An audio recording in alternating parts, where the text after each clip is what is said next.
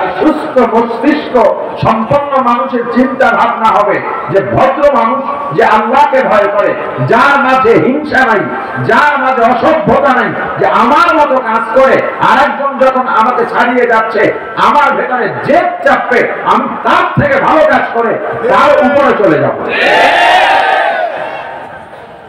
আমার থিওরি আপনি এতটুকু উঠছেন, আমিও এতটুকু আছি, দুজন সমান। এখন আপনি এখান থেকে এতটুকু উঠে গেলেন, আমার কি কমছে মোটেও? কথা বলেন। আমি যদি এখন আপনাকে দমাতে চাই, সিস্টেম কি? আমার তর্কের উপরে যেতে হবে। কিন্তু আমরা কি করছি, আপনি এখানে উঠছেন, আমি এখানে, এখন একে নামাতে হবে, নামাতে গিয়ে একে টান যখন টেনে ধরা শুরু করলাম তখন তো আমার একটু নুইয়া আরো নিচে যাওয়া লাগলো। লাভ হলো কি, ওনাকে নোয়াইতে পারলাম না, উনি আরো উপর উঠে গেল, আমি আরো নিচে নেমে গেলাম, আমার কাজও বন্ধ, হিংসাও বেড়ে গেল, জ্বালা পোড়াও বেড়ে গেল। ইংরেজরা এলো, হাজি সাহেব এই ঘরে ঢুকছে, দেখছে চাক্ষুষ বোম মারলো, কি আনন্দ, শেষ। ইমদাদুল্লাহ মহাজের মুক্তি ঢুকে দেখে হ্যাঁ নাই বলতে, এই ইশারা কার? কে হেফাজত করলেন? নমরুদ 3 মাসে আল্লাহ রক্ত লড়াই পাঠাই দিয়েছে। এবার নমরুদ ঘোষণা দিতেছে ইব্রাহিমের খোদা খতম, এবার আমি যা বলবো তাই হবে। ইব্রাহিমের আল্লাহ তো দেখতেছেন সব, কথা বলেন। وَمَكَرُوا وَمَكَرَ اللَّهُ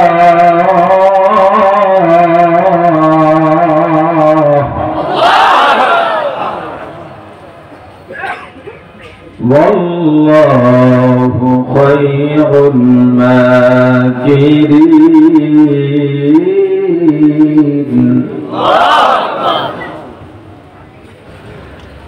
وَمَكَرُوا وَمَكَرَ اللَّهُ وَاللَّهُ خَيْرُ الْمَاكِرِينَ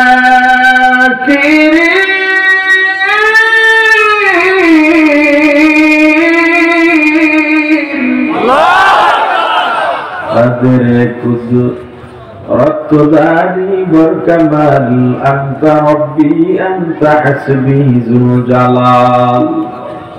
তুমি কি ষড়যন্ত্র করো সব কে দেখেন, আল্লাহু সামিউল বাসীর। যত বড় ষড়যন্ত্রকারী হও না কেন, তোমার চেয়ে বড় ষড়যন্ত্র নস্যাৎকারী কে? অতএব কেউ যদি তোমার উপরে উঠে যায় তার বিরুদ্ধে ষড়যন্ত্র করো না, বরং তুমি এমন ভাবে কাজ শুরু করে দাও তুমি যেন তাকেও ছাড়িয়ে অনন্য উচ্চতায় পৌঁছতে পারো। কোন সফল ব্যক্তিকে পেছন থেকে আঘাত করে নিচে নামানো যায় না, কৌশল দিয়ে তার কাজ তাকে দমানো যায় না। যে সামনে বাড়ার বেড়ে যাবে, হিংস্ররা পেছনেই পড়ে থাকবে। সাবধান, হিংসা করতে করতে তুমি নিজেই শেষ হইবা, হিংসা করতে করতে নিজে জ্বলে করে শেষ হইবা। কিন্তু যার জন্য হিংসা করবা তার বিন্দু পরিমাণ কোনো ক্ষতি হবে না। ভাইরা আমার,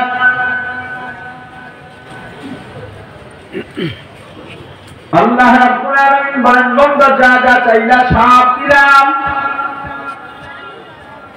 কিন্তু এক সময় আমি আল্লাহর নিয়ামত পাওয়ার পরে আমাকেই ভুলে যাও। দরকার ছিল কৃতজ্ঞ থাকা, নিয়ামতের শুকরিয়া আদায় করা। রাসূল কারীম সাল্লাল্লাহু আলাইহি ওয়াসাল্লাম বুখারী ও মুসলিম শরীফের মধ্যে একটা হাদিসে বর্ণিত হয়েছে নবীজি বনি ইসরাইলের 3 জন ব্যক্তির ঘটনা বর্ণনা করলেন। একটা কিসসা শুনাই। কি শোনাবো? কিসসা শুনাইলে গুনাহ আছে? এই কিসসা নিয়েও বহু কিসসা কাহিনী চলে। কেচ্ছা নিয়েও কেচ্ছা কাহিনী চলে। কেমনে? হুজুররা কোরআন হাদিস জানে না, শুধু কেচ্ছা গায়। বলে কে? যে সূরা ফাতিহাও পড়তে জানে। ফেসবুকে কেচ্ছা কাহিনীর বিরুদ্ধে মন্তব্য করা যত মন্তব্যকারী একটাও আলেম না, আলেমের মতো দেখতেও না, অবশ্য দুই একটা বকে যাওয়া দাড়ি টুপিওয়ালাও এর সঙ্গে আছে।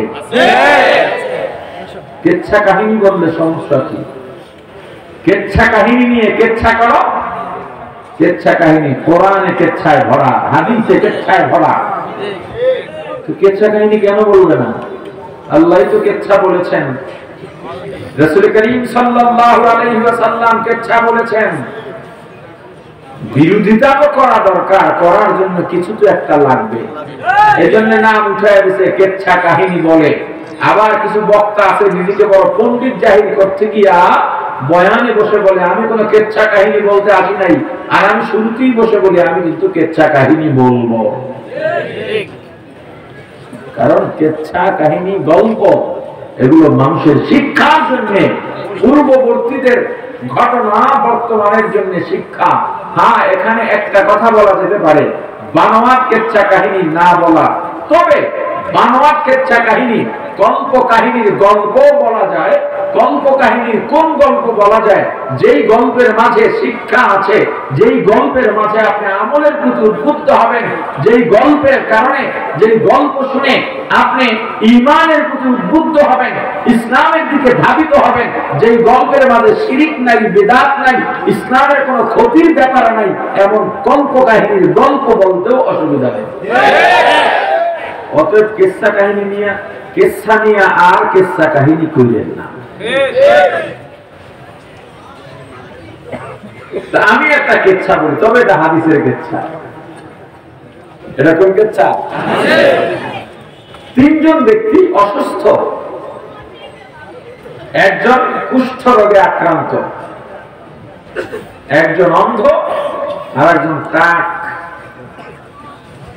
আর একজন কি? টাক, টাকলা।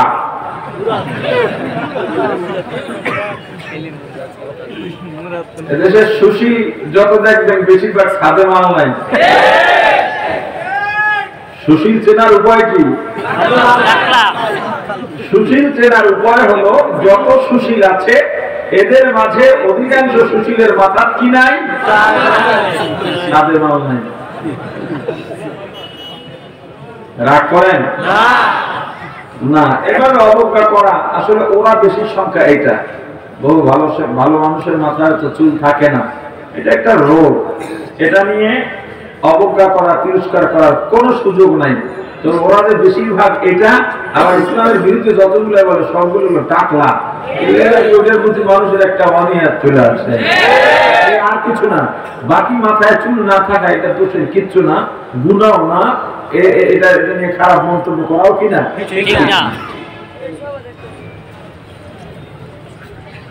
একজন অন্ধ, আর একজন মাথায় টাক, আর একজন কুষ্ঠ রোগী। এই তিনজনকে আল্লাহ পরীক্ষা করার জন্য ফেরেশতা পাঠালেন, মানুষের রূপ ধারণ করে। কুষ্ঠ রোগীর কাছে ফেরেশতা গেলেন, গিয়ে জিজ্ঞেস করলেন তোমার মনে দুঃখ কি? আমার মনে দুঃখ, আমার সারা গায়ে ঘা, আমার সারা গায়ে কুষ্ঠ রোগ। আমার চাওয়া আমার চামড়া পরিবর্তন করে শরীরকে ভালো করে দেওয়া হোক, আমার ত্বক ঠিক করে দেওয়া হোক। আগত ব্যক্তি শরীরে হাত মুছে দিলেন, ভালো হয়ে গেল। এবার ব্যক্তি বললেন তোমার কি চাই? বলে আমার একটা উট হলেই ভালো হয়। তাকে একটা 10 মাসের গাভীর উট দেওয়া হলো এবং দোয়া করা হলো আল্লাহ তোমাকে কল্যাণ দান করুন, নেয়ামত দান করুন। দ্বিতীয় ব্যক্তি টাকওয়ালার কাছে গিয়ে ফেরেশতা জিজ্ঞেস করলেন তোমার মনে কি দুঃখ? দুঃখ আমার সাদে মাল নাই। দুঃখ কি? আমার মাথায় চুল নাই, আমি চাই সুন্দর চুলে আমার মাথা ভরে উঠুক, মানুষ যাতে আমার দিকে বাঁকা নজরে না তাকায়। মাথায় হাত বুলিয়ে দিলেন, চুল উঠে ভরে গেছে। এবার বললেন দুনিয়ার সম্পদের জন্য চলাফেরার জন্য কি চাও? বলে আমি একটা গাভী হলেই যথেষ্ট। ঠিক আছে, তাকে একটা গাভী দেওয়া হলো। তৃতীয় ব্যক্তি অন্ধ, অন্ধের কাছে গিয়েও একই প্রশ্ন করা হলো, তুমি কি চাও? যে আমি চোখে দেখি না, তোমরা চোখে দেখো। শখ আল্লাহ সবারই আছে। সন্তানকে দেখতে মনে চায়, মা বাবাকে দেখতে মনে চায়, স্ত্রীকে দেখতে মনে চায়, দুনিয়ার রংটা দেখতে মনে চায়, কিচ্ছু দেখতে পাচ্ছি না। সন্তান যখন বাবা বাবা বলে ডাকে, মনে চায় সন্তানকে একটু দু চোখ করে দেখি, কোলে নিই, আদর করি, কিন্তু দেখতে পাচ্ছি না আমার ছেলের চেহারাটা কেমন, আমার মেয়ের চেহারাটা কেমন, আমার স্ত্রীর চেহারাটা কেমন, দুনিয়ার রংটা কেমন। আল্লাহর কুদরত দেখে দেখে আল্লাহকে অনুভব করব, সেটা আমি পারতেছি না। যদি আমার অন্ধত্ব দূর করে দেওয়া হয়, এর চেয়ে বড় নেয়ামত আমার কাছে আর কিচ্ছু হবে না। ফেরেশতা চোখের মধ্যে হাত বুলিয়ে দিলেন, অন্ধ ব্যক্তিও তার দৃষ্টি শক্তি ফিরে পেলেন। এবার তাকে জিজ্ঞেস করা হলো, তুমি কি চাও? মানে আমার একটা বকরি হলেই যথেষ্ট। অল্পতুষ্ট, অল্পতুষ্ট মানুষের মনে কখনো দুঃখ থাকে না। যে বেশি চায়, বেশি চাই, কম পাইলে মনে দুঃখ। কথা বোঝেন? আপনি বেড়াতে গেছেন শ্বশুর বাড়িতে, আশা করেছেন আজকে আমার জন্য আস্তা মুরগি দেবে, আমাকে আস্ত একটা বকরি ভুনা করে আমার সামনে রাখবে, এরপরে মোরগ, পোলাও, কোরমা, বিরিয়ানি, বিভিন্ন জাতের পিঠা, বিহারি রঙের পিঠা আমার সামনে আসবে, আমার শাশুড়ি আমাকে আপ্যায়ন করে খাওয়াবে, মাছের বড় মাথাটা আমাকে দেবে। গিয়ে দেখলেন আলু ভর্তা।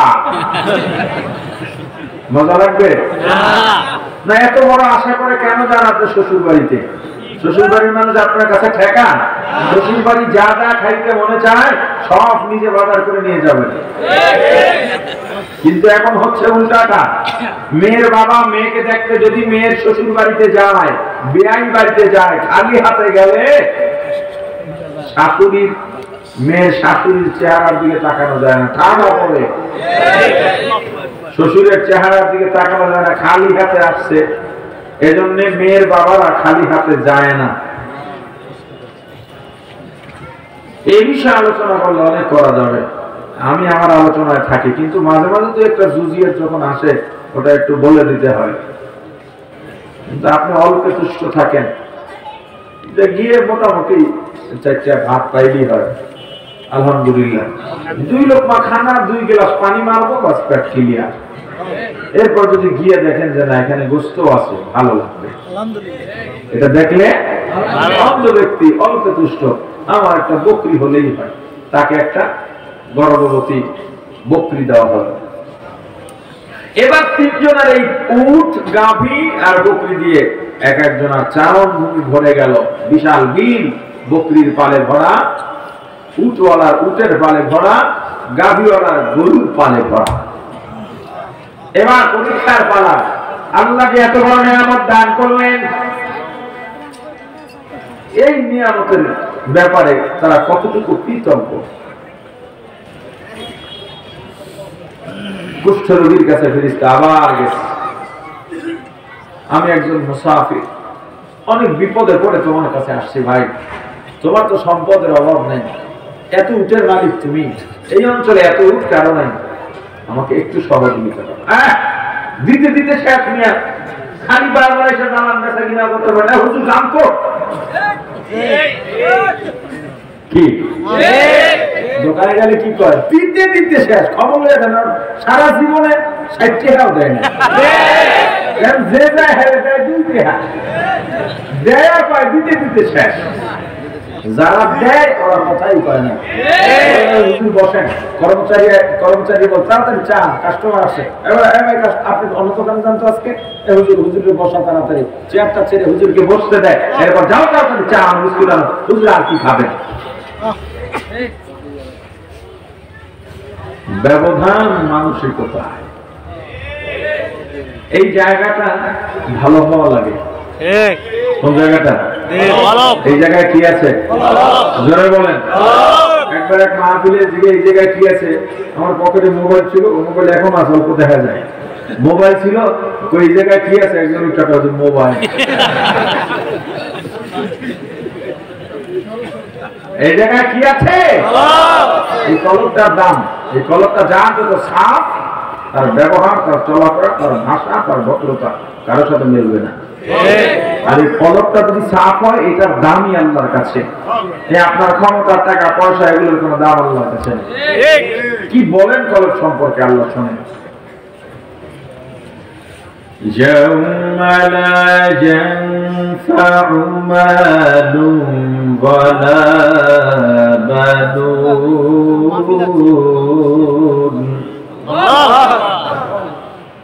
إلا من أتى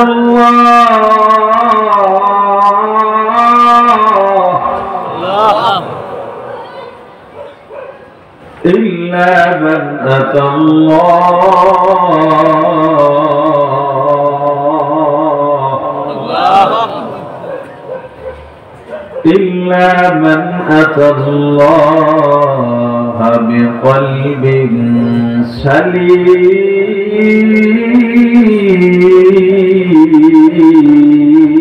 سليم.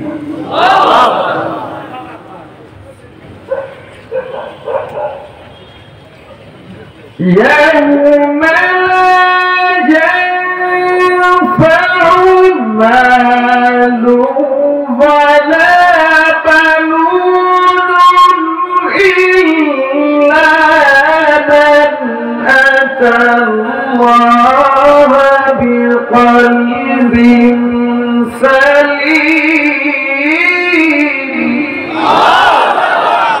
কিয়ামতের ময়দানে লা ইয়ানফা, কোনো কিছু উপকারে আসবে না।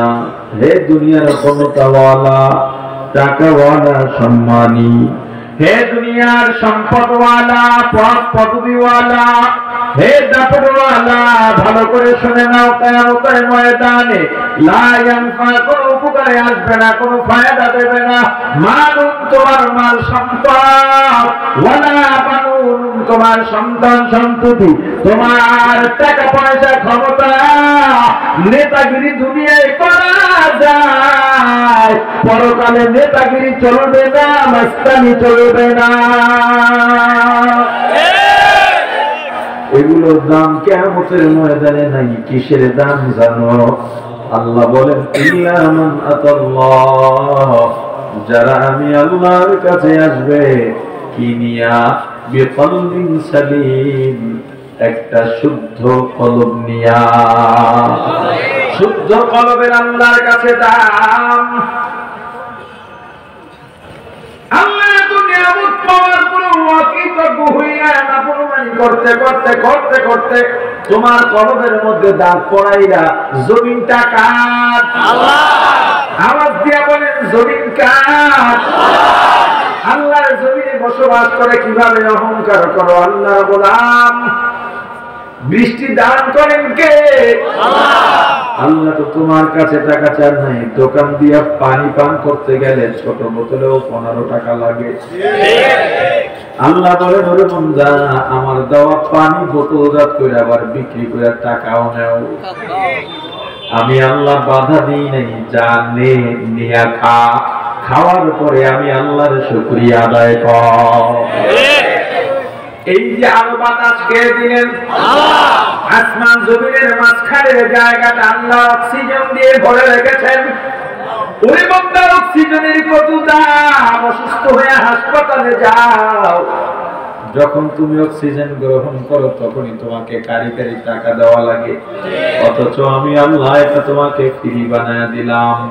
হে বান্দা, চন্দ্র সূর্যের আলো যদি 1 ঘন্টার মধ্যে আমি আল্লাহ বন্ধ করে 1 মিনিটের জন্য বন্ধ করে দেই, সব মানুষগুলো মারা যাবে। আমি আল্লাহ বাতাস বন্ধ করে দিলে সমস্ত মানুষগুলো মারা যাবে। আমি আল্লাহ যদি তোমার জন্য আলো বন্ধ করে দেই, বাতাস বন্ধ করে দেই, অক্সিজেন বন্ধ করে দেই, বান্দা মুহূর্তের মধ্যে মারা যাইবা। ওরে আল্লাহর গোলাম, আমি আল্লাহ এত নিয়ামত দিলাম, এরপরেও কাইফা তাকফুরুনা বিল্লাহ, কিভাবে আমি আল্লাহর সঙ্গে কুফরি করো? এত নিয়ামত আমি আল্লাহ দিছি। আবার বলেন, এই জমিন কার? আল্লাহ। জমিন দিয়েছেন কে?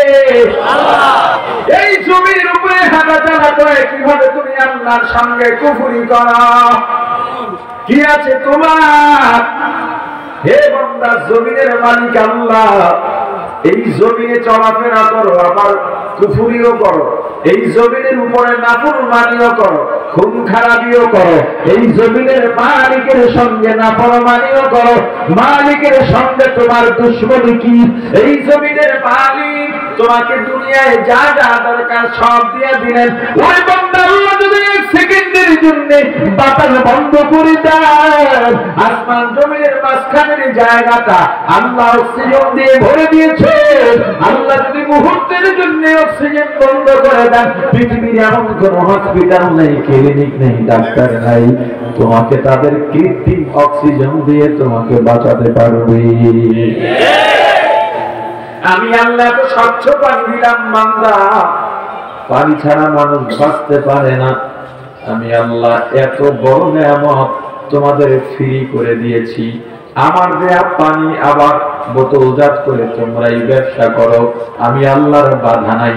তুমি বিক্রি করে শুকরিয়া আদায় করো, তুমি পানি ক্রয় করে পান করার পর শুকরিয়া আদায় করো।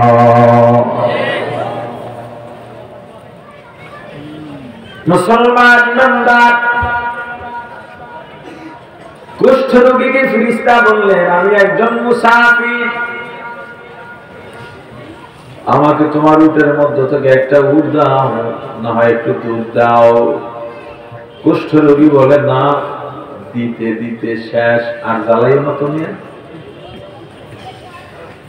1000 কোটি টাকার মালিক, মাদ্রাসায় চাইলে সর্বোচ্চ টাকা দেয় 1000 টাকা দিয়ে মনে করে অনেক কিছু করে ফেলেছি। ওরে আল্লাহর গোলাম, না না, এত যে কামাই করলা, বিল্ডিং বানাইলা, মার্কেট বানাইলা, কাদের জন্য? একমাত্র স্ত্রী সন্তানের জন্য। একবার চিন্তা করো না, এখন যদি তোমার মৃত্যু হয়, এই যে তোমার স্ত্রী সন্তানের সঙ্গে জুতাই হয়ে গেল, সম্পর্ক ছিন্ন হয়ে গেছে, সারা জীবনেও আর সম্পর্কের জোড়া লাগবে না। এই এদের দুনিয়া তো পাগল, মারামারি, কাটাকাটি, খুন খারাপি, হারাম ভক্ষণ। দোকানে যান, কয়টা জিনিস, কয়টা পণ্য আপনি পিওর পাবেন, দোকানগুলোতে অভাব হতে হয়। এই দেশের মানুষের চিন্তা চেতনা এত নোংরা হয়ে গেছে, মানুষ এত নির্দয় হয়ে গেছে, মানুষের মাঝে ভেজাল এতটা বেশি প্রভাব ফেলেছে, এই দেশে শিশুদের খাবারে পর্যন্ত ভেজাল দেওয়া হচ্ছে। তোমার মধ্যে মনুষ্যত্বের আর কি বাকি আছে? শিশুদের খাবারে যদি ভেজাল দাও, তুমি তো মানুষের মাঝেই করো না। শিশুদের কোনো দোষ আছে না, সব মানুষের কাছে শিশুরা প্রিয়। আল্লাহ রাসূল সাল্লাল্লাহু আলাইহি ওয়াসাল্লাম শিশুদের দেখলেই গালে ধরে আদর করতেন, এজন্য শিশুদের গালে ধরে আদর করা সুন্নাত। একটু গাল টেনে দিতেন। তুমি এমন কোম্পানি সেই শিশুদের খাবারে ভেজাল দিচ্ছ। এই যে বিভিন্ন কোম্পানির জুস, ম্যাঙ্গো জুস, এই জুস গুলো তো শিশুরাই খায়, অথচ আমরা টিভি রিপোর্টে, টাইম রিপোর্টে কি দেখি? এগুলো সব পচা কুমড়া দিয়ে বানানো, সব কেমিক্যালে ভরা।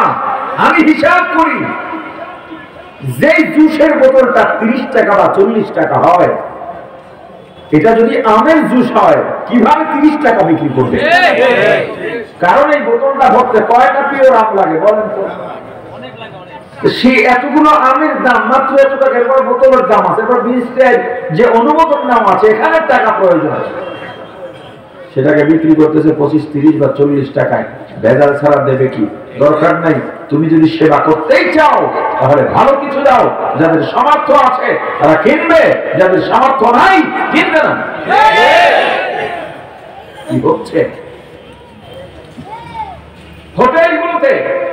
পুরি, সিঙ্গারা, সমোসা ভাজি করে 5 লিটার তেল ঢেলেছে, আজকে 1 লিটার রয়ে গেছে। পোড়া তেল, ভাজা তেল, আগামীকালকে ওই তৈলের মধ্যেই আবার 4 লিটার ঢালে। এভাবে যা থেকে দেয় রেখে দেয় 1 মাস পর্যন্ত। ওই পোড়া তেল, ওই বাজে তেলের মধ্যে তেল দেয় আর ভাজে। এই দেশের মানুষের গ্যাস্ট্রিক আলসার হবে না তো কাদের হবে? মসজিদে গেলে পাদের শব্দ খাওয়া যায় না, যেখানে পাদের শব্দ বাধ্য নাকি? হ্যাঁ, কি অবস্থা! এখন ফার্মেসি ওয়ালারা কয় হুজুর এই তেল আলাগুলোকে বাইছে দিস,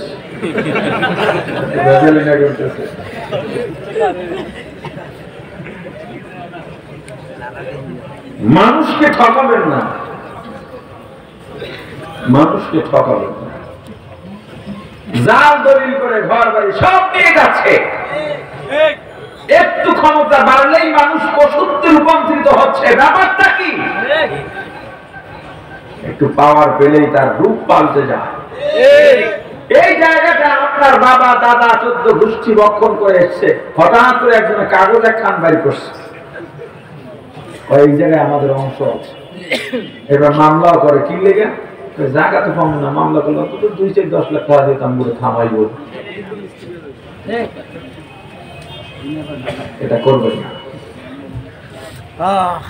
ফেরেশতা কুষ্ঠ রোগীকে বললেন, তুমি না রোগী আছিলা? এরপর না তোমাকে আল্লাহ একটু দিয়েছিলেন, তার মাধ্যমে কি বলছে আপনাকে নিয়ে পাওয়া কথা বললেন? এগুলো আমাদের বাপ দাদা থেকে আমরা পাওয়া, আমরা বংশানুক্রমে আমরা সবাই ধনী। তুমি যে এলাকার টোকায় আছিলা, এইটা তো নতুন প্রজন্ম না জানলেও আগের দিনে জানে। কথা বলে না? তুমি এই যে সরে ধুলো দিতেছো, ধুলো দিতে দিতে দিতে একেবারে শেষ পর্যন্ত দাবি করে নামে শুরুতে লাগে বীর মুক্তিযোদ্ধা।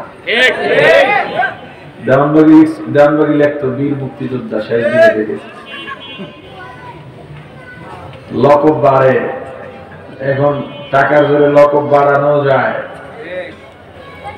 এবার পেপারে প্রকাশ পেল মুক্তিযোদ্ধাদের তালিকায় 2000 মুক্তিযোদ্ধা এমন আছে যাদের বয়স 50। যাদের বয়স কি 50। এদেশ যারা মুক্তিযুদ্ধ করে এদেশকে যারা স্বাধীন করলেন, তাদের সঙ্গে এর চেয়ে বড় মস্করা আর কি হতে পারে? মুক্তিযোদ্ধাদের মর্যাদা আমাদের কাছে থাকতেই হবে, হোক সে মুসলিম কিংবা অমুসলিম। তাদের কারণেই আমরা এই দেশকে স্বাধীনভাবে পেয়েছি। অথচ সেই তালিকায় 2000 মুক্তিযোদ্ধা 50 বছর বয়সী কেমনে ঢুকলো? এদেশ মুক্তিযুদ্ধ হয়েছে কত বছর? 50। জোরে 50। মুক্তিযোদ্ধা 2000 মুক্তিযোদ্ধার বয়স কত? 50। তাহলে মুক্তিযুদ্ধের সময় এই 2000 এর বয়স কত ছিল? 0। বয়স কত ছিল? কেমনে ঢুকলো? এই লিস্ট কারা করলো? মুক্তিযোদ্ধাদের কলিজায় আঘাত কারা করলো? এরা তো এই দেশের অস্তিত্বের সঙ্গে বড় একটা বেঈমানি। এরা তো 50 বছরের, এছাড়াও তো বিভিন্ন বয়সের ভুয়া মুক্তিযোদ্ধা আছে। খালি তেল দিয়া পুরিওয়ালা আমাদের ঠগায়। এখন তো ঠগানি সব জায়গা থেকে শুরু হয়েছে। এগুলো আমাদের বংশানুক্রমে ছিল। মিয়া করতে কি বলো? যদি তোমার বংশানুক্রমে থাকে তাহলে থাক, আর যদি আমি যা বলি সেটা সত্য হয় তাহলে আল্লাহ যেন তোমার আগের মতো বানায়। সাথে সাথে যেই লাউ দ্বিতীয় ব্যক্তির কাছে গেলেন, টাকওয়ালার কাছে। টাকওয়ালার কাছে গেছে, ভাই আমি একজন মুসাফির, আমাকে কিছু দাও, বড় বিপদে পড়ে তোমার কাছে আসছি। বলে না কিছু দেওয়া যাবে না, এই বাজেট আছে আমার নিজেরই ভাই অনেক লোক আছে, আমার পরাপতি অনেক আছে, যদি এলাকায় দিতে হয় অনেক লোক আছে টাকাইয়া থাকে, 1 টাকাও দেয় না। আমার অনেক লোক আছে, দেওয়াটা যাবে না। কয় ভাই তুমি না টাক ছিলে, হ্যাঁ ভালো কথা বলবেন না, আমরা তো আগে থেকে এরকম, আমার তো বরং চুল আর কোকড়ানো ছিল, এখন কিছুটা কমছে।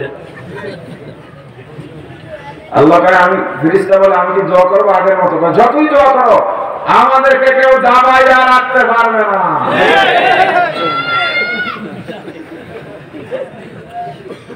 ফেরেশতা দোয়া করলেন, আল্লাহ যদি তুমি যদি সত্য বলো তো সত্য, মিথ্যা বললে যেন আল্লাহ আগের মতো করে দেন। বাস বহু চেষ্টা করলো, কানাডা গেল, দুবাই গেল, কামার হলো না, টাকাই লয়ে গেল। এবার অন্ধের কাছে গেছে। আপনার রাগ টাগ করেন কেউ? রাগ করলে মজা লাগতো, রাগ না করলে মজা নেই। রাগ করেন আর যা করেন বয়ান কিন্তু চলবে। আপনি রাগ করলে আপনি যাইতে পারেন, কেউ বাধা দিব না। তৃতীয় ব্যক্তির কাছে গেছে, অন্ধ। অন্ধের কাছে গিয়ে একবার বললেন আমি অসহায়, আমি খুব বিপদে পড়েছি। অন্ধ বিনয়ী হয়ে গেলেন, ভাই তোমাকে স্বাগতম, আমার কিছুই ছিল না এই জগতে, এই যত বকরি দেখো সব আল্লাহ দিয়েছেন, আমার চোখের পাওয়ার ছিল না, অন্ধ ছিলাম, আল্লাহ আমাকে চক্ষু দান করেছেন, এই সম্পদ সব আল্লাহ দিয়েছেন, তোমার যা মনে চাই নিয়ে যাও। তুমি নিয়ে গেলে তোমাকে বাধাও দেবো না, আটকাবো না, মন খারাপ লাগবে না। আউলিয়ারা কারে কুবা ইখতিয়ার, জাহেলারা কারে দুনিয়া ইখতিয়ার, আশিকারা মিল্লাত মাযহাব জুদাস, আশিকারা মিল্লাত মাযহাব খুদাস। মুসলমান ইমানদার অন্ধ ব্যক্তি বিনয়ী হয়ে ডাক দিয়া বললেন, ভাই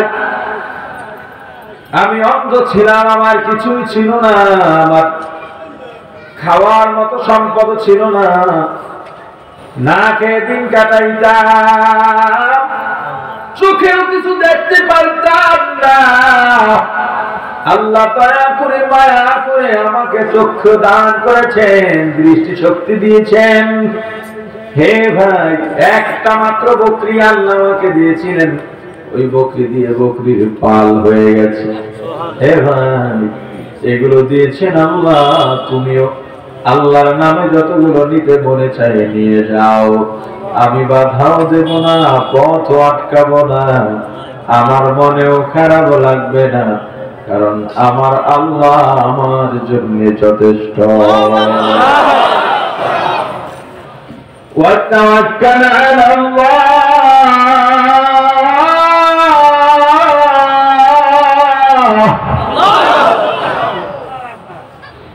وتوكل على الله وكفى بالله وكيلا।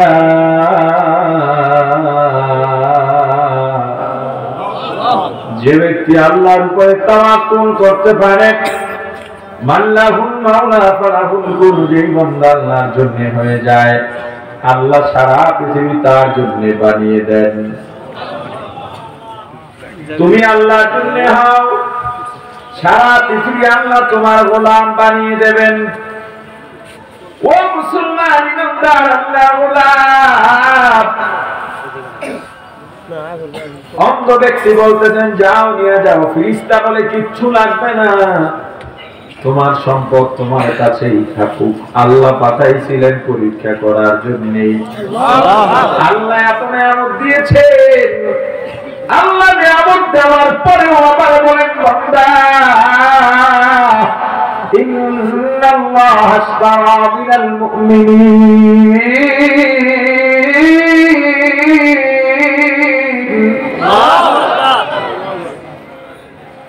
আমি মুমিনের সাথে ব্যবসা করুন, বেচা কিনা করুন। কে? আল্লাহ মুমিনের সাথে ব্যবসা করবেন কি দিয়া? মুমিনের জান আর মাল দিয়া, বিনিময় জান্নাত। দিলেন কে? বলেন আল্লাহ। দিলেন কে? আল্লাহ। আল্লাহর ব্যবসা করা লাগবে, এটা তোরে দিছি, এখন আবার তোরে জাতি চলে দিয়ে ব্যবসা করুন, আমার মাল তুলে দিছি, ওই মালগুলো আমার ফেরত দিনই জান্নাত। জানের মালিককে আল্লাহ বলেন আমার জান আমারে দিবি জান্নাত। এই পরীক্ষায় কয়জন পাস করতে পারছে? একজন। কয়েকজন। কে? আরে না, ওই ঘটনা কথা তো বলি।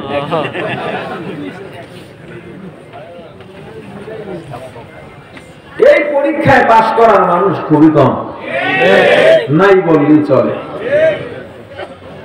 সম্পদওয়ালার কাছে যান, শুধু একটা ঠেকা রিক্সাওয়ালার মঞ্চে রিক্সাটা বেচতে বেটার চেয়ে দিকে যেদিন দেখবেন ঠেক দেখে বারে হুজুর। কিন্তু নেতা যখন রাত 12টায় ফোন দেয় 10 পাঠাও, বড় ভাই টেনশন করেন না, ফজরের আগে বুঝতে দিব।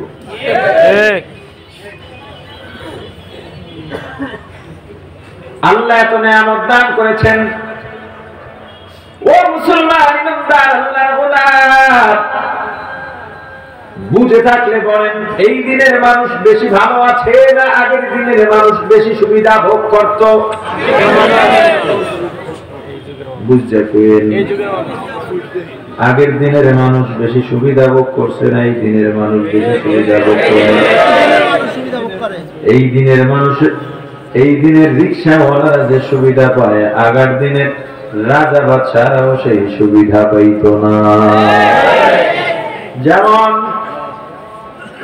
আগের দিনে যেই এলাকায় যে ফল হতো ওই এলাকার মানুষের ওই ফল খেয়ে সন্তুষ্ট থাকতে হতো। যেমন মনে করেন রংপুরে কাঁঠাল হয়, চট্টগ্রামে কলা হয়, কাঁঠাল হয় না। চট্টগ্রামের মানুষের কলা খাইয়াই কাঁঠালের স্বাদ গ্রহণ করতে হতো, কারণ যাতায়াত পথ এত ভালো ছিল না রংপুর থেকে কাঁঠাল নিয়ে খাবে। আর এই দিনে এলাকা তো দূরের কথা, বাংলাদেশে যেই ফল হয় না ওই ফল অজপাড়া গায়ে বসে তাজা পাওয়া যায়। বলেন তো এবার সুবিধা কম না বেশি? আগের দিনে হজে যাওয়ার নিয়ত করলে 6 মাস আগে ঘর থেকে বের হওয়া লাগতো। এবার যদি আপনি হজ করার নিয়ত করেন এই সময় এসে 6 দিনও লাগে না, 6 ঘন্টা আগে বাংলাদেশ, 6 ঘন্টা পরে মক্কা নগরী। আগের দিনে 10 জন মানুষ মিলে একটা দুম্বা বা বকরি জবে দিয়েছে। জবে তো দিয়েছ, রান্নাও করেছো, সবটা খাও, কারণ এক টুকরা থাকলেও পচে যাবে। এই দিনে ঘরে বাইরে মানুষ 2 জন স্বামী স্ত্রী আর 2টা সন্তান 10 লাখ টাকা দামের গরু জবে দিয়েছে, কোরবানি করেছে। বলেন তো এক টুকরা গোস্ত পচার কোনো শঙ্কা আছেনি? সুবিধা কম না বেশি? জোরে বলেন। আপনার এই ঢাকা, এটা কি পুরান ঢাকা? আপনার এই ঢাকা মোহাম্মদপুর উদ্যান, ঢাকা উদ্যানে বহু ফ্ল্যাটের বড় লোকের ফ্রিজের মধ্যে এখনো কোরবানির গোস্ত ঠাসা।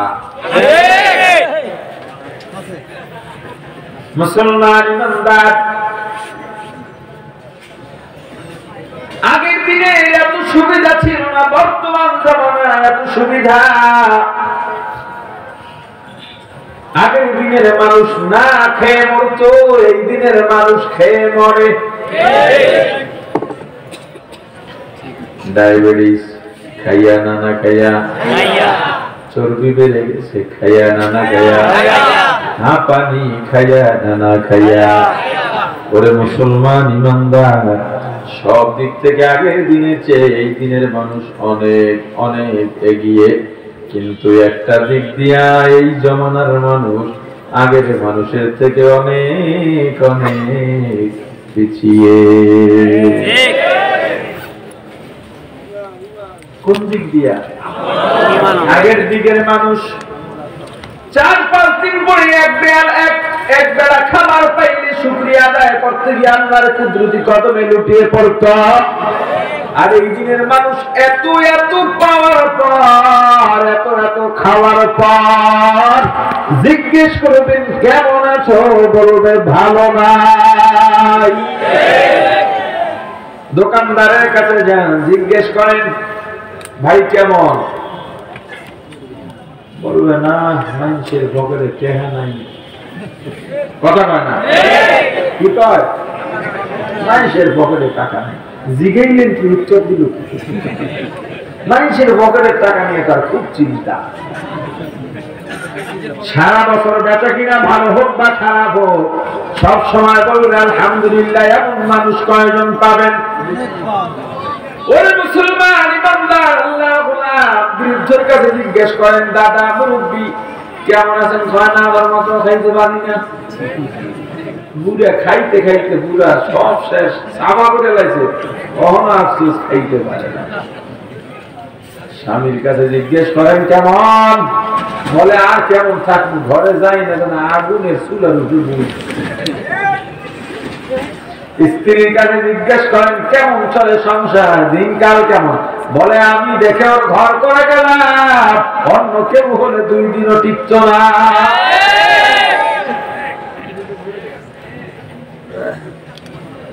এক কথায় সব জায়গায় শুধু নাই নাই নাই, ভালো নাই ভালো নাই। শাহ ওলিউল্লাহ মুহাদ্দিস দেহলভী রাহমাতুল্লাহ আলাইহি, তার কাছে একটা এলকা হলো। আল্লাহ বলতেছেন হে দুনিয়ার মানুষেরা, তোমরা যখন 10-12 জন এক জায়গায় বসো, আমি আল্লাহর বিরুদ্ধে অভিযোগ করে বেড়াও, কিন্তু আমি আল্লাহ যখন ফেরেশতাদের নিয়ে তোমাদের আলোচনা করি, আমি আল্লাহ তোমাদের কোনো অভিযোগ দিই না। কি দেয় বান্দা? একজন বলে আল্লাহ আমাকে ধনী বানান নাই, একজন বলে আল্লাহ আমাকে টাকা পয়সা দেন নাই, একজন বলে পদ পদবি দেন নাই, একজন বলে সুন্দর বানান নাই, লম্বা বানান নাই, সম্মান দেন নাই, কিন্তু আমি আল্লাহ তোমাদের বিরুদ্ধে অভিযোগ দ্বারা করাই না রে বান্দা। তবে যদি আমি আল্লাহর নিয়ামতের কথা একবার চিন্তা করতাম, আর কোনদিন আমি আল্লাহর বিরুদ্ধে অভিযোগ দ্বারা করাইতে পারতাম না। একজন দরবেশ নিতান্ত গরিব, একদম গরিব, শেষ নাই, জুতা কেনার টাকাও নাই, কিন্তু ইবাদতে কমতি নেই। একদিন নামাজ পড়ে বের হলেন,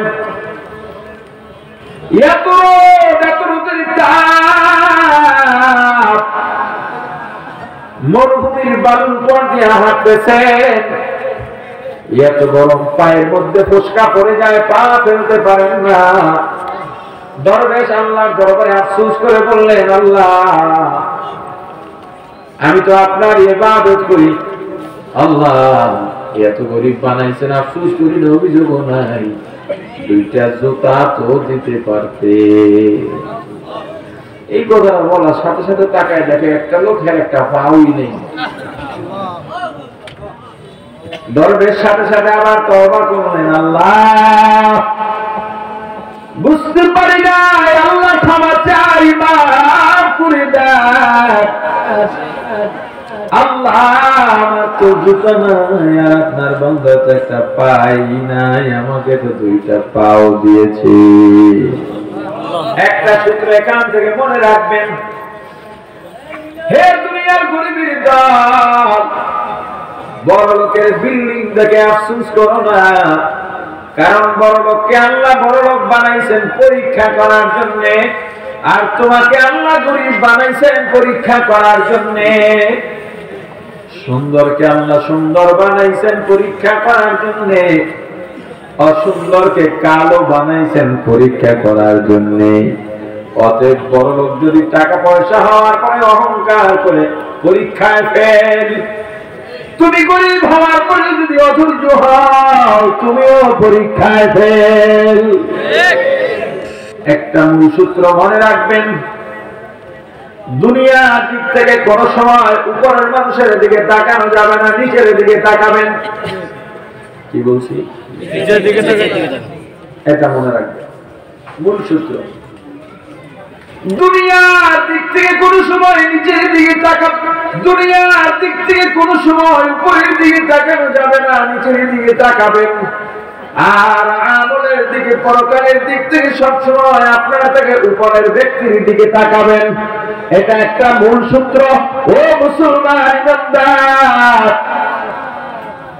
যেমন আপনার যদি একতলা বিল্ডিং থাকে, আপনি যদি 5 তলা দিকে তাকান, আপনার মধ্যে একটা নাফরমানি না শুকরিয়া ঢুকতে পারে যে অমুককে আল্লাহ 5 তলা দিলেন, আমাকে একটা না, আল্লাহর উপরে আপনার অভিযোগ চলে যেতে পারে। আপনি যদি একতলা বিল্ডিং হয়ে টিনের ঘরওয়ালার দিকে তাকান, আপনার মধ্যে কৃতজ্ঞতা চলে আসবে, আল্লাহ অমুকের টিনের ঘর, আমার তো বিল্ডিং আছে। আর ইবাদতের দিক থেকে উপরে, ইবাদতের দিক থেকে আপনি 5 ওয়াক্ত পড়েন, আপনি যদি জুমাওয়ালার দিকে তাকান তো আপনার নামাজও সব চাহিদা শেষ। আপনি তাকাবেন আপনার থেকে বড় বুজুর্গের দিকে, আরে উনি তো তাহাজ্জুদ ছাড়ে না, আমাকে তখন অন্তত 5 ওয়াক্ত পড়া উচিত।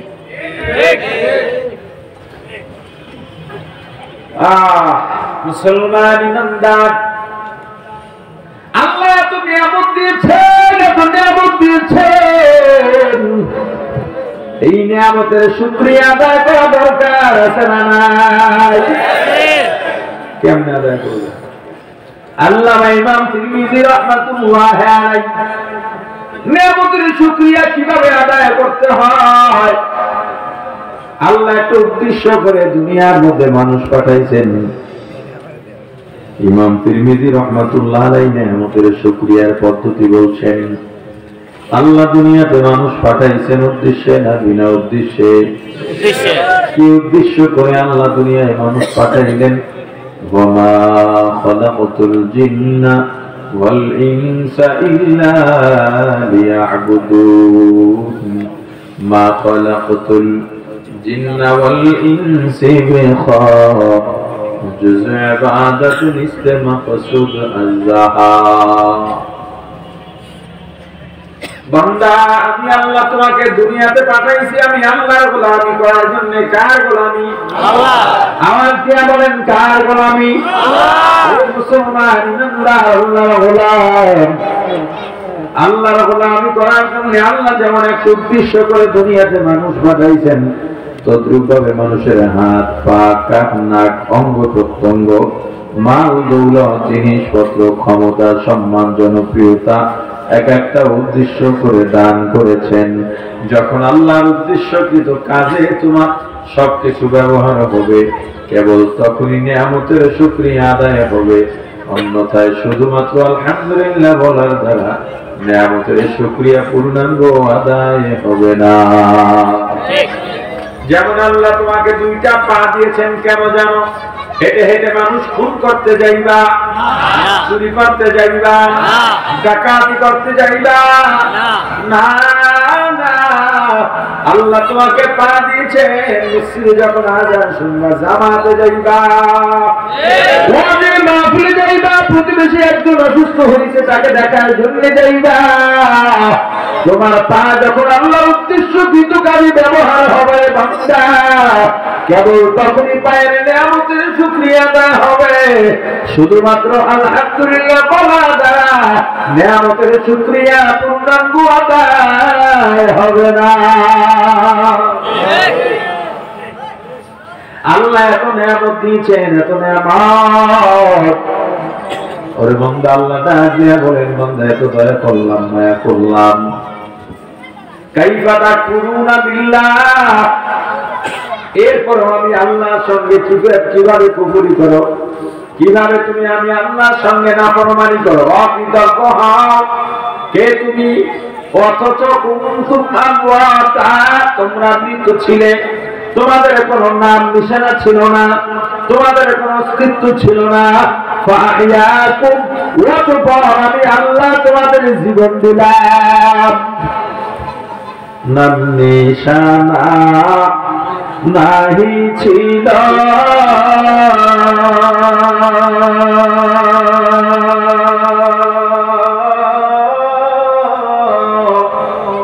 শিশু জীবন কে বাদিল,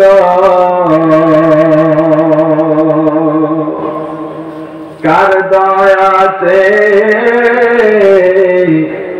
আসলি রে তুই মায়েরি উদার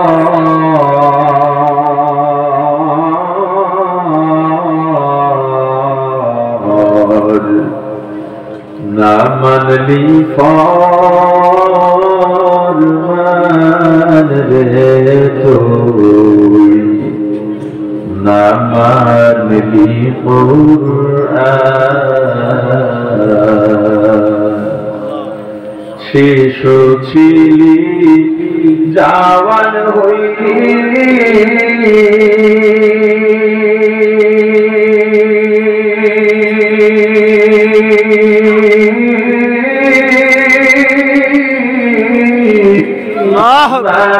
পাবে সব মিটাইলি শিশু ছিলি জাওয়ান হইলি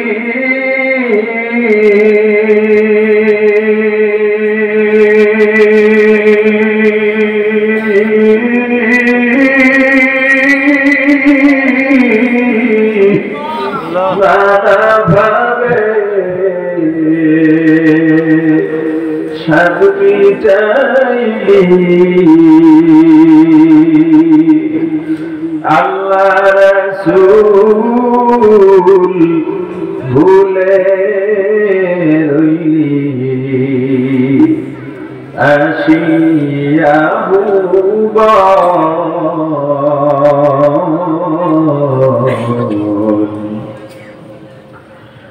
না মানলি ফরমান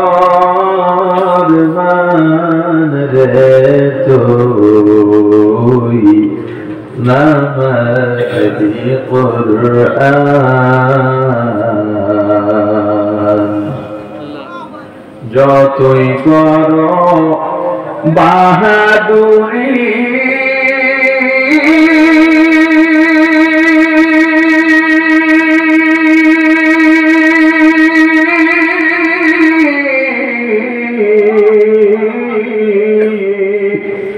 এই দুনিয়া নয় তোর বাড়ি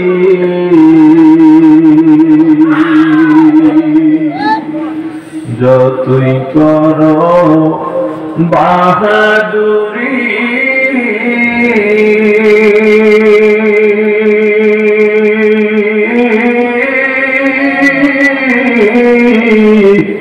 এই দুনিয়া নয় তোর বাড়ি যেতে হবে সবই ছাড়ি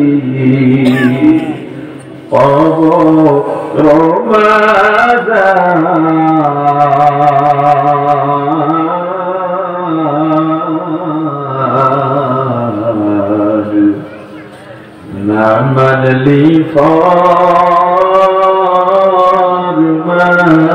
রে তুই না মানলি কুরআন তওবা করো আল্লাহর কাছে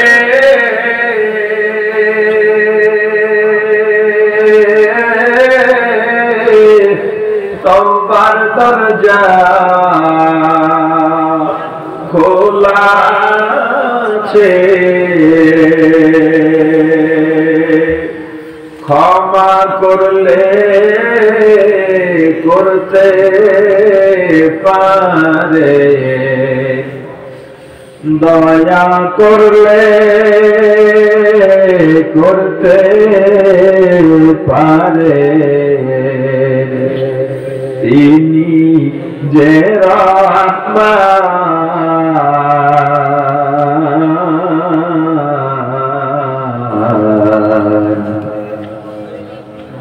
না মানলি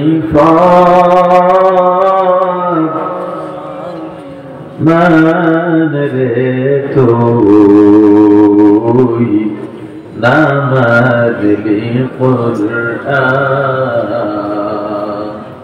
ওরে বান্দা, তোমার অস্তিত্ব ছিল না, আমি আল্লাহ সুন্দর অস্তিত্ব দিলাম। অস্তিত্বহীন থেকে আমি আল্লাহ এত সুন্দর একটা রূপ দিয়ে করে বানাইছি।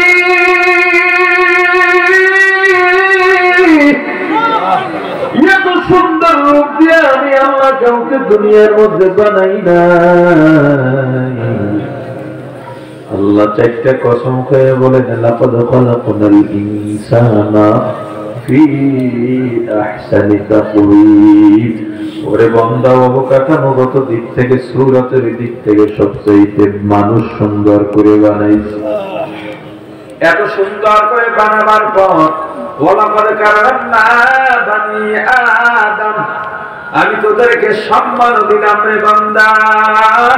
ওরে বান্দা, পরিপূর্ণ একটা জীবন দেওয়ার পর পশুর মুখে অনুভূতি প্রকাশ করার জন্য আমি আল্লাহ ভাষা দিই নাই। ওরে বান্দা, তোদের মুখে আমি আল্লাহ অনুভূতি প্রকাশ করার জন্য সুন্দর ভাষা দিলাম। ঘন্টার পর ঘন্টা, দিনের পর দিন, সপ্তাহের পর সপ্তাহ, মাসের পর মাস, বছরের পর বছর, যুগের পর যুগ কথা বলো, মনের অনুভূতি প্রকাশ করো, মধ্যে শেষই হয় না। ওরে বান্দা, আমি আল্লাহ এত নেয়ামত দিলাম, তোর যা যা দরকার তার চাইতে আমি আল্লাহ কোটি গুণে বেশি দিয়া দিছি। তোর এক পদের ফল দরকার, আমি আল্লাহ কোটি রকম ফল দিয়া দিলাম। তোর এক পেয়ালা পানি দরকার, আমি আল্লাহ সাগরকে সাগর পানি দিয়া দিছি। ওরে বান্দা, তোর একটু অক্সিজেনের দরকার, আমি আল্লাহ আসমান জমিনের মাঝখানে জায়গাটা অক্সিজেন দিয়ে ভরে দিয়েছি। এরপরেও কাইফা তাকফুরুনা বিল্লাহ, এরপরেও কিভাবে নিয়ামতের শুকরিয়া আদায় না করে থাকো, কিভাবে কুফরি করো, কিভাবে অকৃতজ্ঞ হও। ওরে বান্দা, আমি আল্লাহ এত নিয়ামত দিলাম, ওয়া ইন তাউদ্দু নি'মাতাল্লাহ লা তুহসুহা। আমি আল্লাহ এত নিয়ামত দিয়েছি, গণনা করেও শেষ করতে পারবো না। বান্দারে, আমি আল্লাহ এত দয়া করলাম, মায়া করলাম। এরপরে যখন যৌবন দিলাম, সম্পদ দিলাম, যৌবন পাইয়াই আমি আল্লাহর সাথে নাফরমানি শুরু করে দাও। বান্দা, তোর যেখানে যা দরকার আমি আল্লাহ দিলাম। সারাদিন কাজ করো, ক্লান্ত হয়ে যাও, আমি আল্লাহ রাত্র দিলাম বিশ্রামের জন্য। অথচ আমি আল্লাহ লা তাখুযুহু সিনাতুন ওয়ালা নাওম, আমি আল্লাহ ঘুমাই না, তোমরাও যাই না। আমি আল্লাহকে ঘুমেও ধরতে পারে না, তোমরাও ধরতে পারে না। কারণ বান্দা, তুই যদি গভীর রাতে উঠে আমি আল্লাহকে আল্লাহ বলে ডাক দাও, আর আমি আল্লাহ যদি ঘুমিয়ে যাই, তোর ডাকে কে সাড়া দেবে বল? ওরে বান্দা, আমি আল্লাহ প্রথম আসমানে এসে তোকে ডাকি, এ বান্দা আয়, আমি আল্লাহকে আল্লাহ বলে ডাকবে। তোর মনে কত দুঃখ, আমি আল্লাহকে বল। তোর মনে কত কষ্ট, আমি আল্লাহকে বল। তোর কত শত্রু আছে, তাও আমি আল্লাহকে বল। তোর মনে কত অশান্তি, আমি আল্লাহকে বল। দুনিয়ার মানুষ ধোঁকা দিতে পারে, আমি আল্লাহর দরবারে কেউ ধোঁকা খাবে না। বান্দারে, আমি আল্লাহ এত নিয়ামত দিলাম, গভীর রাত, তোর বাড়িতে বেয়াই আসছে, তোর মেয়ে জামাই আসছে, দোকানপাট গুলো বন্ধ হয়ে গেছে, এখন মাছ গোস্ত পাওয়া যাবে না, ঘরের মধ্যে কোনো তরকারি নেই, নতুন জামাই আসছে, মুরগি বকরি না হলে কেমনে হয়, ইজ্জত থাকে না। একটা মাত্র মুরগি ছিল, বাচ্চাওয়ালা মুরগি। ইজ্জত বাঁচাবার জন্য বাচ্চাগুলো রেখে মুরগিটা জন্ম দিয়ে দিলাম। গভীর রাতে রান্না করে মজা করে খেয়ে আয়ের ঘরে আরাম করতেছে। সকালবেলা মুরগির ঘরের মুখটা যখন খুলে দিলা, দরজা খুলে দিলা, ছোট ছোট বাচ্চাগুলো একদল বের হয়ে ডানে দৌড় দেয়, আর একদল বামে দৌড় দেয়, কেউ কেউ করে মাকে খুঁজে বেড়ায়। আমি বলছি ওরে বান্দা খা খা, তবু আমি আল্লাহর নিয়ামতের শুকরিয়া আদায় কর। ওরে বান্দা এত নিয়ামত দিলাম তবু আমি আল্লাহকে চিনি না।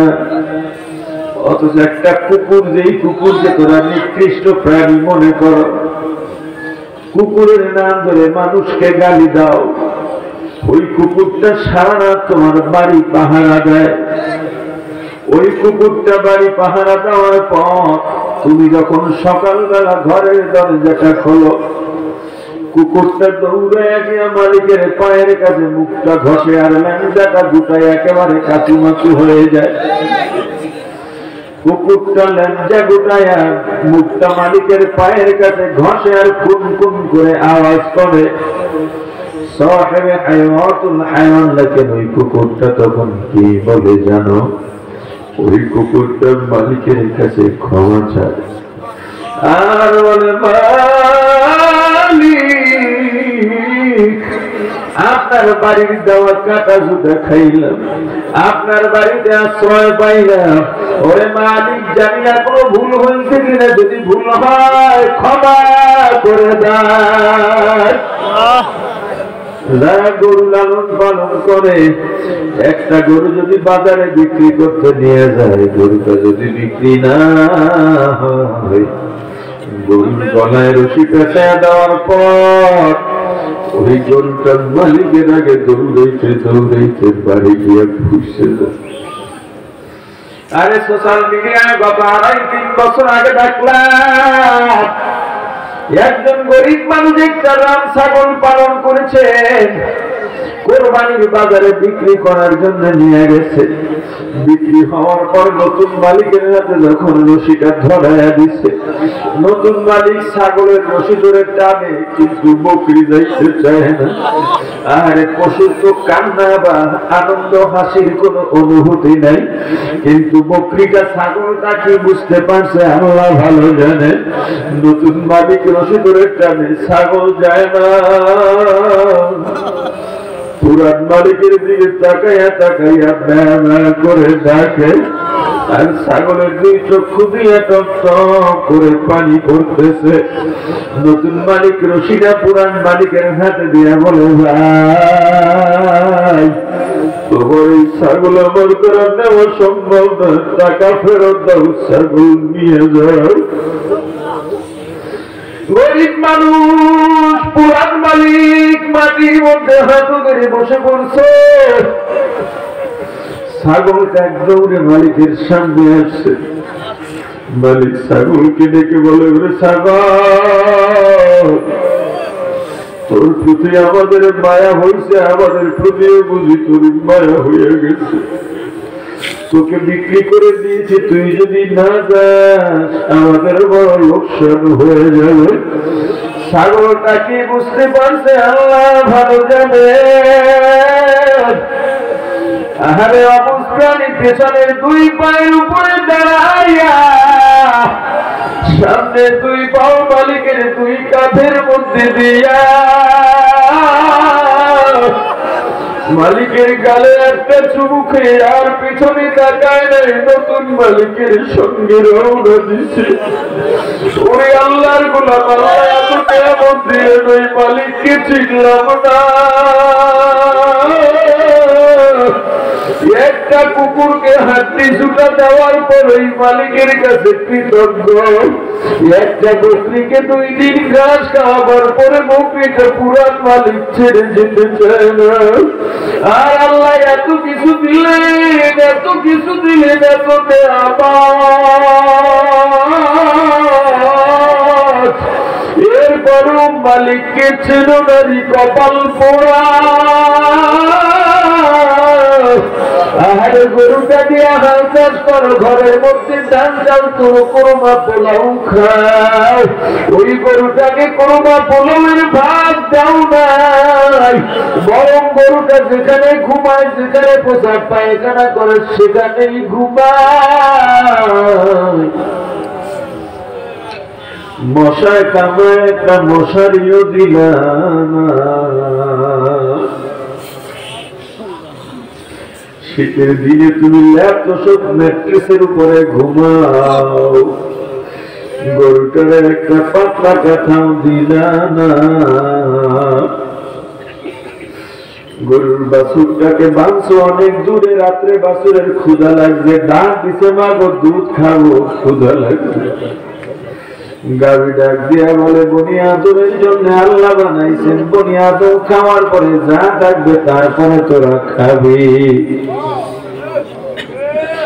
সকালবেলা বান্দা গরুটা গোয়াল ঘর থেকে বের করে বাছুরটা ছেড়ে দিস, বাছুরটা আনন্দে লাফাইতে লাফাইতে গিয়া মায়ের ওলানের দুধের বোটায় যখন মুখটা লাগাইল, কাম দেওয়ার আগে তুমি মুখটা সোনাইয়া অন্য বোটায় দিয়ে দিলা, অন্য বোটায় বাছুর আবার যখন মুখ লাগাই আবার টান দিয়ে আর এক বোটায় দিয়া দিলা, দুধ খাইতে দিলা না। কতক্ষণ এভাবে ধোকাবাজি করে তুমি বাছুরটাকে নিয়ে একটা খুঁটির সঙ্গে বান্ধা রাখছো, এরপরে টেনে টেনে গরুর ওলান থেকে সব দুধ নামাইয়া বাছুরটাকে ছাড়ছো। বাছুরটা আবার লাফাইতে লাফাইতে বড় আনন্দ নিয়ে ক্ষুধা নিবারণের জন্য মায়ের ওলাদের কাছে যায়। ওলাদের বোটায় যখন দুধ ধরে টান দিতে দেখে দুধ নাই, একটা বোটা ছেড়ে আবার আর এক বোটায় মুখ দেয়, দেখে দুধ নাই। এরপরে দেখবেন বাছুরটা জোরে জোরে মায়ের ওলানের মধ্যে গুটা মারে দুধ বের করার জন্য। এরপরে যখন দুধ পায় না, বাছুরটা অনুপায় হইয়া ওলার ছেড়ে গিয়া দেখবেন মায়ের মুখের সঙ্গে মুখটা ঘষে। সাহেবে হায়াতুল হায়াত লেখেন ওই বাছুরটা মায়ের কাছে নালি যায়, রাত্রে ক্ষুধা লাগবে দুধ পাই না, এখনো বড় আশা দিয়ে তোমার দুধের কাছে গেছি, দুধ পাই রে মা, আমার এত ক্ষুধা। দেখবেন গাভীরা তখন বাছুরটার কপালে চাটে, গালে চাটে, পিঠের মধ্যে চাটে।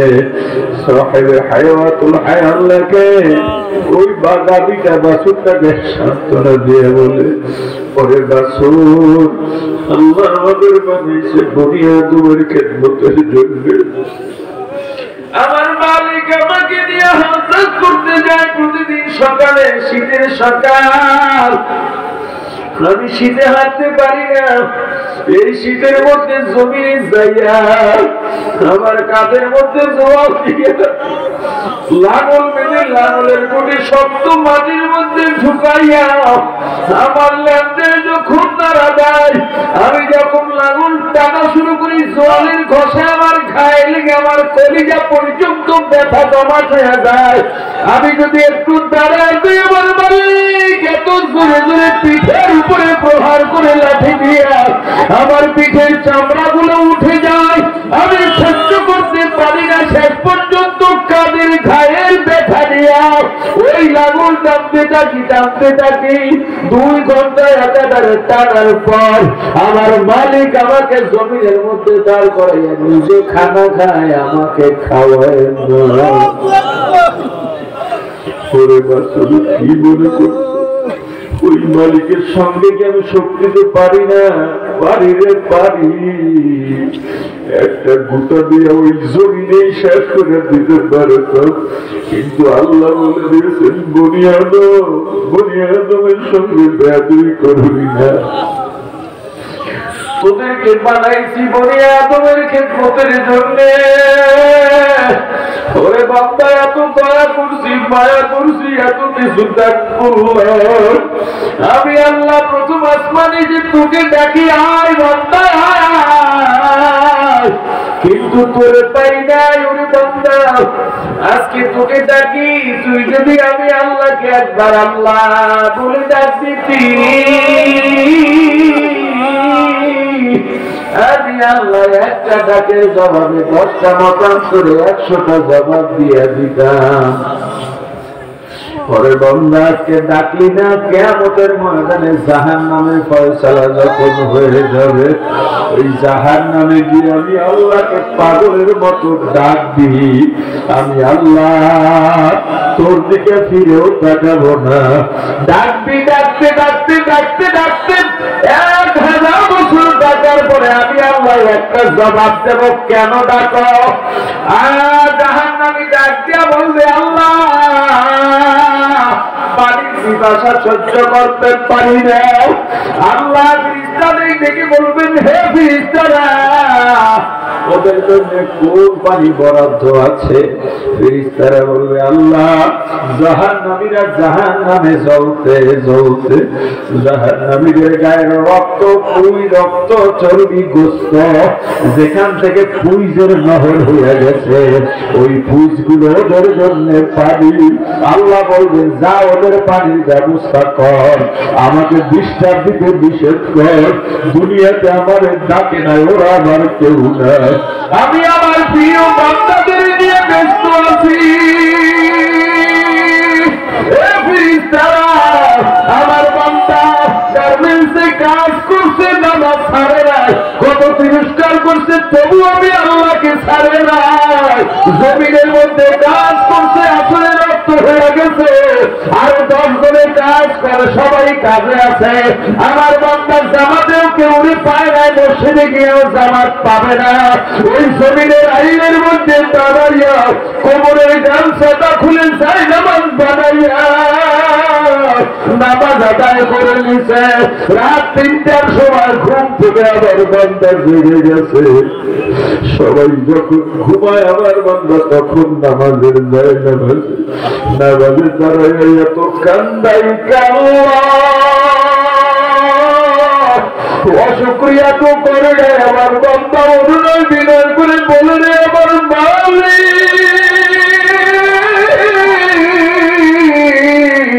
আল্লাহ খাবার পাই না আফসোস নাই, ধনী বানাও নাই আফসোস নাই, আল্লাহ আজকে আসরের নামাজটা জামাতে পড়তে পারি নাই, আল্লাহ ওই জমিনের মধ্যে দাঁড়িয়ে পড়ছি, আল্লাহ আমাকে মাফ করে দাও, আল্লাহ মাফ করে দাও। আল্লাহ আপনার কুদরতি কদমে আমার কপাল লাগবে, চাইতে শুকরিয়ার কিছু নেই। আমার বন্ধু রিক্সা চালায়, ঘরে খাবার নাই, 2টা ছেলে তাও মাদ্রাসায় দিয়ে দিছে, রিক্সা চালায়, সিএনজি চালায়, ঠেলা ঠেলে, মাদ্রাসায় পড়ার কিতাব লাগে। একদিন রিক্সা চালাইয়া 100 টাকা পাইছে, ছেলে এসে সামনে দাঁড়াইছে, বাবা কিতাব কেনার টাকা দাও। আমার বন্ধু টাকাটা দিয়ে দিছে, ঘরে চাউল নেই, খাবারও নেই, খুব সন্তানের কিতাবের টাকা দিয়ে স্বামী স্ত্রী না খাইয়া থাকলো, তবু অশুক্রিয়া করে নেই। পরের দিন আমার বাচ্চা ক্ষুধার যন্ত্রণায় হারতে পারে না, ও জীবনী শুনছে আমার রাসূল 7 দিন পর্যন্ত না খাইয়া পেটে পাথর বাঁধছে। আমার বন্ধু সেখান থেকে উৎসাহ নিয়ে পেটের মধ্যে গামছাটা শক্ত করে দেবে, আবার রিক্সায় চলে গেল। রিক্সা চালাইতেছে, হাতে হ্যান্ডেল ধরা, পায়ে পেডেল ধরতেছে, আর জবানে আমি আল্লাহর জিকির, আল্লাহ আল্লাহ আল্লাহ আল্লাহ। হঠাৎ করে মসজিদের মধ্যে আযান শুনছে, আমার বাবা রিক্সার চাকায় তালা লাগাইয়া মসজিদের নামাজে চলে গেছে। ওরা ফেরেশতা বাড়ি বান্দাদের নিয়ে আমি বড় ব্যস্ত, দুনিয়ার নাফরমান বেঈমান অকৃতজ্ঞের দর্শন ভারতের সব ওই কিয়ামতের ময়দানে জাহান্নামের ফয়সালা যখন হয়ে যাবে, পানির বিপদে ছটফট করতে থাকবে, ছটফট করতে থাকবে। জাহান্নামের ফেরেশতারা জাহান্নামের ওই পুজ এত দুর্গন্ধ, এত দুর্গন্ধ, দুনিয়ার এক কোনায় যদি সারা হয়, দুনিয়ার মানুষ প্রাণীগুলো দম বন্ধ হয়ে মারা যাবে। ওই পুজগুলারে আরো গরম বানাই, আর উত্তপ্ত বানাই, আর একটা পেয়ালার মধ্যে নিয়ে জাহান্নামীর হাতের মধ্যে দেব, এত বড় সঙ্গে সঙ্গে হাতের গোস্তগুলো খসে খসে পড়ে যাবে। জাহান্নামী এরপরও পেয়ালাটা ফালাইয়া দেবে। পানির পিপাসা এত বেশি, ওই পেয়ালার পুরুষগুলো নিজের গেলার জন্য, পান করার জন্য মুখে নেবেন। যেহেতু পানির এত পিপাসা, যখন মুখের কাছে নেমে মুখে যাওয়ার আগে ওই পুরীদের তাপে চেহারার গোস্তগুলো খসে খসে পেয়ালার মধ্যে পড়ে যাবে। এরপর জাহান্নামী ওই পুরুষ ফালাইয়া দেবে না। ওই পুরুষ গরম পুরুষ দুর্গন্ধ পুরুষ যখন ডক ডাক করে মুখের মধ্যে ঢেলে দেবে, মুখের গলার মধ্যে দিয়ে পেটের নাড়ি বুড়ে পচাইয়া গলাইয়া পায়খানার রাস্তা দিয়ে বের করে দেবে। পানির পিপাসা তো কমবেই না, আরো কোটি গুণে বেড়ে যাবে। এ যুবক, কতদিন দুনিয়াতে বাঁচবা ভাই তুমিও জানো না, আমিও জানি না। ওই কবর কিন্তু ভালো জায়গা না যুবক, ওই কবর কিন্তু ভালো জায়গা না। ওই কবর দৈনিক তোমাকে আমাকে ডাকে আর বলে, হে বনিয়াদম, আমি কবর কিন্তু ভালো জায়গা না, আমি কবর কিন্তু সাপ বিচ্ছুর ঘর, আমি কবর কিন্তু জাহান্নামের আগুনের গাড়া। যদি বেঈমান নাফরমান অকৃতজ্ঞ হয়ে কবরের মধ্যে আসো, কবরের দুই দিকে মাটি এমন ভাবে পারবে, ডান পাজরের হাড্ডিগুলো বাম পাজরে ভেঙে চলে যাবে, বাম পাজরের হাড্ডিগুলো ভেঙে চলে ডান পাজরে চলে যাবে। কবরটা জাহান্নামের আগুনে ভরে যাবে। ওই জাহান্নামের বিষাক্ত ভয়ঙ্কর সাপ করতে করতে তোমার দিকে আসবে। পালাবার জায়গা পাইবা না, ভেঙে যাওয়ারও জায়গা পাইবা না। আরে কবরে যখন মানুষ যাবে, প্রত্যেকটা মানুষকে কবরে রাখার সঙ্গে সঙ্গে আল্লাহ রাসূলের রওজার সঙ্গে একটা মহাসড়ক হয়ে যাবে। আমার রাসূল উম্মতকে দেখবেন। ওই কবরে দৃশ্যমান একটা সুন্নতি সঙ্গে থাকে, সেটা হলো দাড়ি। ওরে যুবক, আমার রাসূল বলেন, যেই উম্মত দাড়ি কামায় এক মুষ্টির কম থাকে, ও যেন হাতের মধ্যে ছুরি নিয়ে আমার কলিজাটাকে খন্ড করে দিলে। ওরে যুবক, তুই যখন সেখানে যাস, তোর কি একটু মায়া লাগে না? একটু কি ভয় লাগে না? যুবক হাতে পায়ে ধরে বলে যাই, ভাই তুই আমার কলিজার ভাই, যদি বলি শুধু আমার পায়ে ধরে মার চাওয়া লাগবে, আমার পায়ে ধরা লাগবে, তাহলে আমি দাঁড়িয়ে রাখবো। বলে যুবক, আল্লাহর কসম করে বলি তুই বল, আমি এখন তোর পায়ে ধরতে রাজি আছি। ওই কবরে যাওয়ার পর যখন আমার রাসূল দেখবেন তোমার মুখের মধ্যে দাড়ি নাই, আমার রাসূল বড় কষ্ট নিয়ে বলবেন, পর্দা দে, পর্দা দে, পর্দা দে, এটা আমার উম্মত না। কতদিন বাঁচবো জানি না, কতদিন বাঁচবো জানি না। যেই মেয়ে দাড়ি না থাকার কারণে তোমার ঘরে আসবে না, এমন মেয়ে থেকে তুমি আল্লাহর কাছে পানা চাও। যাদের বিয়ে হয়ে গেছে, তুমি এখন দাড়ির নিয়ত করো, যদি তোমার বিবির দাড়ির কারণে বলে আমি থাকবো না, তুমি বলে দাও, বিবি আমি দাড়িও ভালোবাসি, তোমাকেও ভালোবাসি, তবে তোমাকে ভালোবাসতে গিয়ে দাড়ি ছাড়তে পারবো না, তবে দাড়ি রাখতে গিয়ে তোমাকে ছেড়ে দিতে পারবো। আসলে দু একটা যুবক আমার হাতে হাত দিয়ে আজকে ওয়াদা করে যাইবা, হুজুর আমি দাড়ি আর জীবনও কাটবো না, দাড়ি ছাড়বো না। কেউ যদি থাকে একটু সামনে আসো, আমি একটু তোমার জন্য দোয়া করে দেই, দোয়া করে দেই। আসো একটু হাতে হাত দিলাও। তুমি তওবা করেছো, তুমি বেগুনাহ হয়ে গেছো, তোমার সওয়াবকে ইজ্জত হাসিল করি। আরে তুমি এখন বেগুনাহ মাসুম হয়ে গেছো, তোমার কোনো গুনাহ নেই, তোমার তওবার কারণে তুমি এখন বেগুনাহ। এই ময়দানের মধ্যে তোমার সেই ভালো আর কেউ না।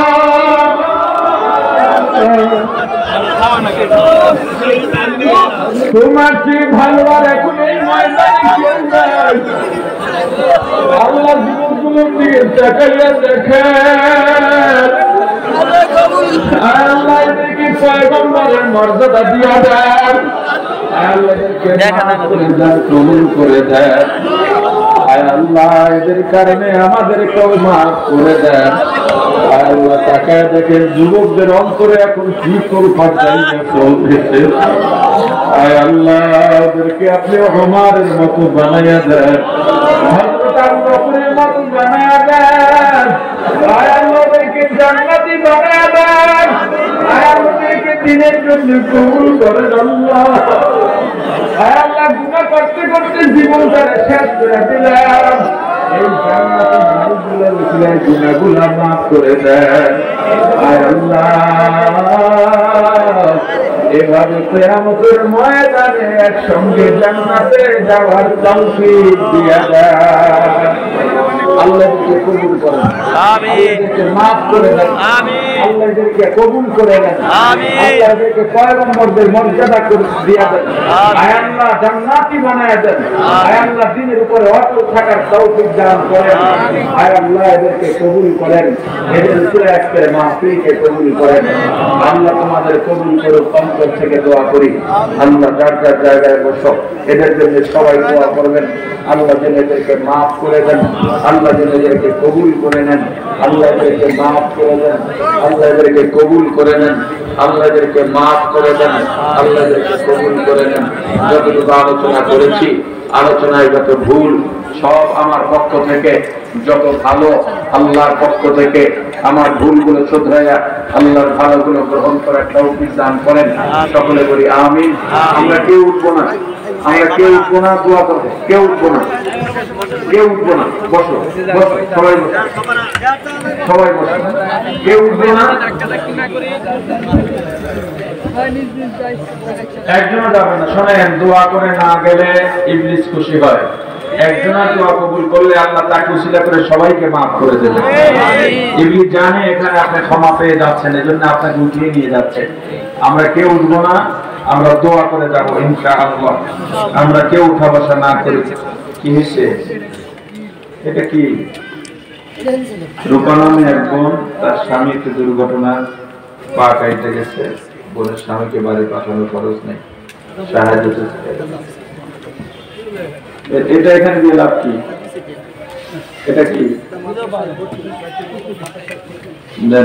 বসেন।